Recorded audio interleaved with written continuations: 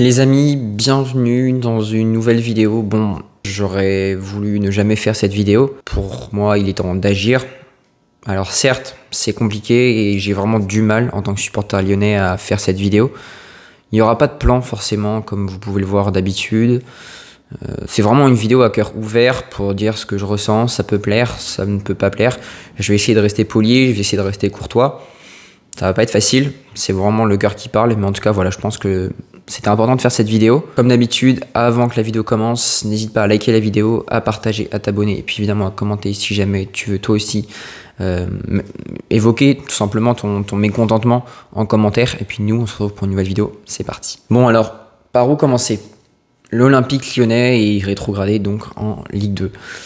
Ça paraît fou dit comme ça, c'est vrai que j'ai mis pas loin de 5 voire 10 minutes pour y croire, et même à l'heure à laquelle je tourne la vidéo, donc là il est 1 h du matin en France, bon il est 19 h au Canada, là où je suis actuellement, mais je vous avoue j'ai du mal à y croire tant cette décision elle est insensée, elle est improbable.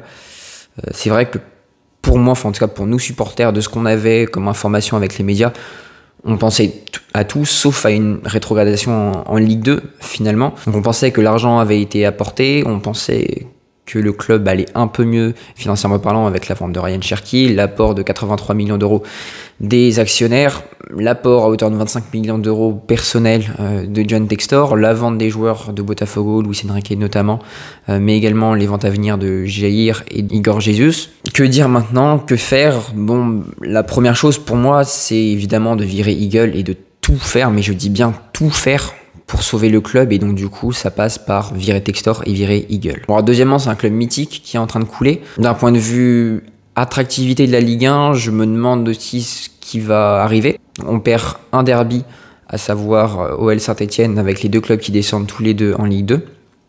On perd un Olympico également. On perd également beaucoup de fans. Allez, peut-être 1, 2, si ce n'est 3 millions, ce qui est quand même pas négligeable à l'heure de renégocier les droits TV. Donc pour toutes ces raisons, c'est vrai que cette rétrogradation en Ligue 2 officielle, elle me paraît quand même assez bizarre. Alors, de ce que je vois, c'est qu'apparemment, la DNCG a reproché à l'OL et à John Textor de ne vouloir inclure que 40 millions sur les 230 millions des ventes de Crystal Palace dans l'OL. Voilà, c'est pour moi, même pour moi, c'était vraiment trop peu. Évidemment, il était question de vendre des joueurs de Botafogo qui pourraient transiter vers l'Olympique lyonnais, avec cette fronde du coup qui était menée contre cette multipropriété. On se dit que peut-être ça a eu une influence, je sais pas. Si Textor avait été en froid avec Nasser, je me suis dit qu'il y aurait peut-être eu quelque chose. Mais là, c'est vrai que la douche est froide, glacée même. C'est assez compliqué, même d'avoir quelque chose à dire tout simplement. Que vont advenir les joueurs? Tolisso, Perry, bon, Lacazette part, Almada. Et il y a quelques heures, finalement, John Textor disait encore qu'Almada serait un joueur majeur, on va dire, de l'effectif de l'Olympique lyonnais pour la saison prochaine.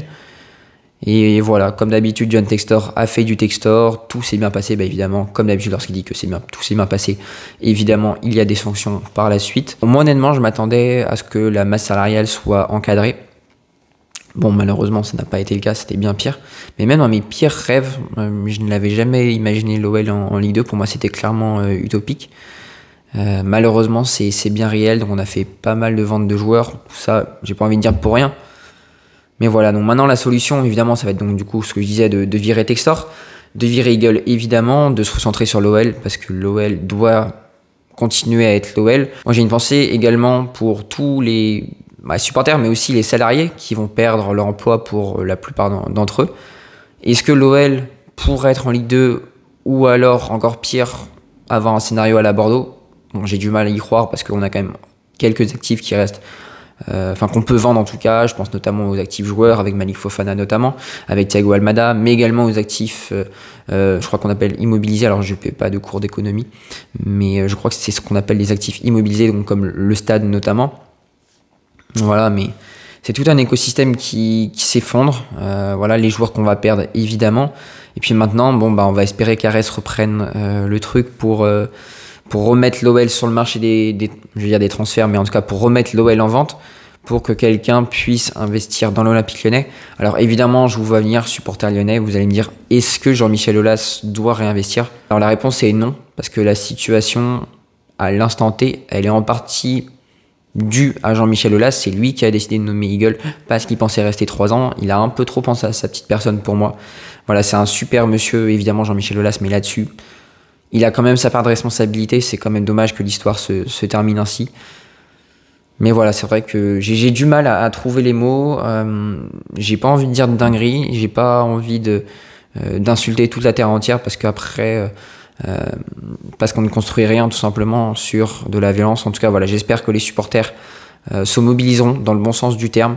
Pas forcément en étant violents, mais en tout cas en voulant vraiment dégager Textor le plus vite possible. Et en tout cas, on espère et on croise les doigts qu'Arès fasse le nécessaire pour remettre l'OL en vente, un OL qui soit rachetable, on va dire.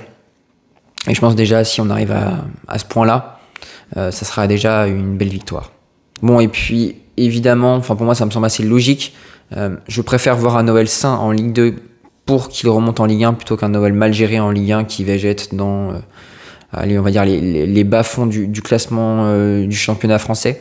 Voilà, c'est tout ce que j'avais à vous dire, les amis, les gones, les fenotes, sur la situation de notre club de cœur. Donc j'espère en tout cas qu'il y aura des jours meilleurs. Mais aujourd'hui, c'est vraiment compliqué d'être supporter de l'Olympique Lyonnais. C'est tout pour aujourd'hui, les amis. N'hésitez pas à liker la vidéo, à vous abonner, à partager et à commenter si jamais vous voulez dire votre point de vue. Et puis nous, on se retrouve bientôt pour de nouvelles aventures. À bientôt la team.